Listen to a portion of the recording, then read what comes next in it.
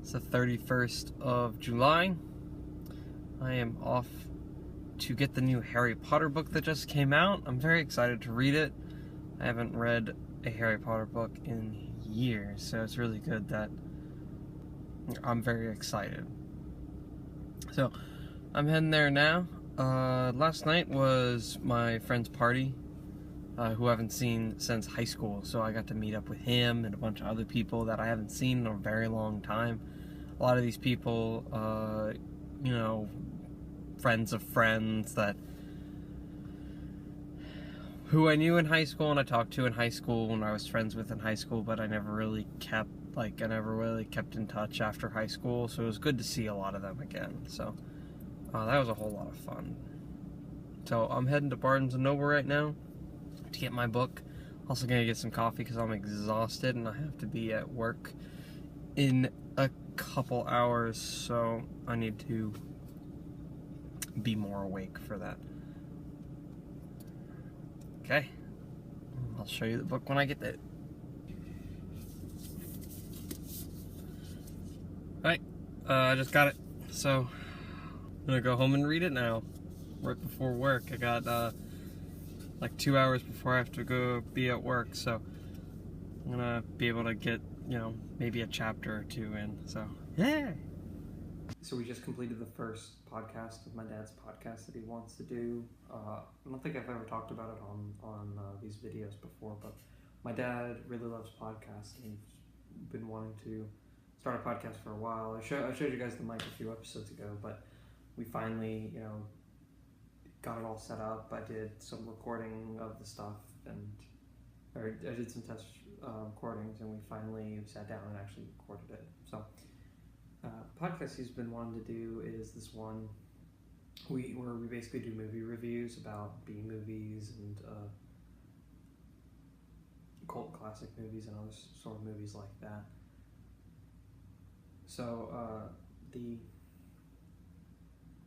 the movie we watched the first time was Donnie Darko, which is actually a very popular movie. It's not a very bad movie per se, but it is like sort of a cult movie rather than like a but it is a cult movie. It didn't make a big splash when it first released. It sort of has gathered a following after the fact. So we watched that, yeah. And we recorded it, and I have it. It's about like an hour long. The raw audio, but I'm gonna cut it down a little bit. Some of the pausing moments, or some of the places where people stutter, or uninteresting bits. So I'm gonna get that sort of edited probably this weekend, and then later on I'm gonna set up a website and stuff for it. So that's exciting. So Andrew was on with us. So. But today was the first day I opened at GameStop, which is which I've been training for a while. It was it went as well as it could have been. So this is really not much to talk about, except that I had to get up early, and I was really nervous this whole week leading up to it, and it just turned out shouldn't have been worried, because not a lot of people came in. It was very slow. I was able to get a lot of the work done, which I didn't think I was going to be able to do, because not a lot of people came in. So I was able to be able to take in all the shipment and stuff like that. Really, a lot of other people haven't been able to get done because of the amount of people that have been coming in. But I was able to finish all the other stuff that people weren't able to finish. So earlier this week, or earlier in the video and earlier this week, I picked up the new Harry Potter book, The Cursed Child. I'm liking it so far. I'm not very far. I'm only I haven't finished Act 1 yet, and there's 4 acts, so I'm more than halfway through the first act. So I'm not crazy far. So I really can't, you know, I really don't feel like I can have a judgment on the book yet, or give a sort of give a recommendation or anything yet. But I quite like it. It's kind of sad. Like the opening is just so sad, which seems kind of, I don't know, like the ending of the whole Harry Potter series ended with that final line, which was, you know, and all was well. But then immediately when you pick this up, it turns out not everything is well, and it's just like it like that's kind of misleading. Like, you know, I don't want to go, like, I don't really want to go into, I'm not going to go into huge spoilers right now, but yeah, just because, you know, it only just released, and I don't know how far Molly is yet, but, you know, on its own, I think it's a pretty, you know, good side story to the Harry Potter universe right now, but it definitely feels weird that it's a continuation of Harry's story, where, you know, it seems kind of weird that, you know, all the Harry Potter books ended with, you know, everything's fine, you know, and Harry's life was wonderful after that. And this is sort of like, well, that's not the case. It's sort of like, you know, if you see like a Disney film, it's like, oh, happily ever after, but then they make a sequel. It's like, well, it's not really. They actually have some marital troubles or whatever, and it's like, whoa, you kind of skipped over that bit. But I do really like it because of how it's written, and I know that sounds kind of weird because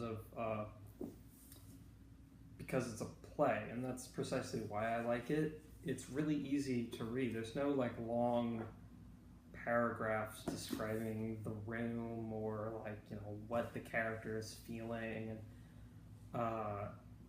because I have dyslexia, it's really hard for me to read long paragraphs like that. So, you know, getting this and seeing like each act is, you know, 3 pages at most, or each scene is 3 pages at most, and like, you know, the longest paragraph was like 2 sentences or 3 sentences, because it's just somebody talking, and all the feelings are done by like 1 word. Like, you know, Harry looks at Albus. Like, the kids all hurry into position besides their brooms. It's very like short things, and like I don't need, because it's, you know, this standalone story. It's a story after the whole series. I know what the Hogwarts Express looks like. I know what the castle looks like. I don't need those show don't tell description things of what everything looks like. And also, like, because it's a play, or because it's a script for a play, you don't really get those unless if it's describing like the mood of how people are, like the mood between characters or something like that. So like I can imagine what, like I already know what I imagine the Hogwarts Express looks like, because I've already read the other books, I've seen the movies. So I don't need this book to describe it again. And that's sort of why I like this book, is because it's really easy to read. Like, I haven't been able to read a book in a very long time, and it's precisely because of that reason, because of the long descripting stuff, and I get lost, and then I forget about what I just read. And that's all because of my dyslexia. So, wow, I talked a lot about that. Yeah, unfortunately I couldn't really record very much of anything. Not because I was busy, but because I wasn't doing anything like of noteworthy. Like, I was either going to GameStop to get training for getting ready to open up, or I was here just sort of like doing research on stuff or reading the book or other stuff like that. So it was like, you know, it wasn't very...